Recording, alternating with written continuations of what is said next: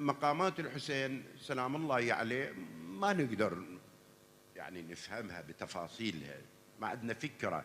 وقد يوم القيامة مو عندما يأتينا اليقين راح نشوف الحسين شنو. هذا واحد يوم يقول أنا قاعد يم النبي صلى الله عليه وآله، ودخل الحسين وهو صبي، ففتح ذراعيه النبي قال مرحبا بزين السماوات والأرض. يقول أنا استغربت، قلت له سيدي شلون زين السماوات والأرض؟ غير أنت زين السماوات والأرض؟ أنت رسول الله، هذا الطفل الصبي.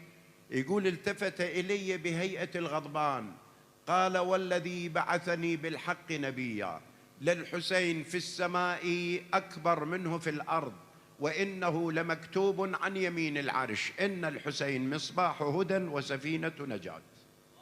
اللهم صل على محمد.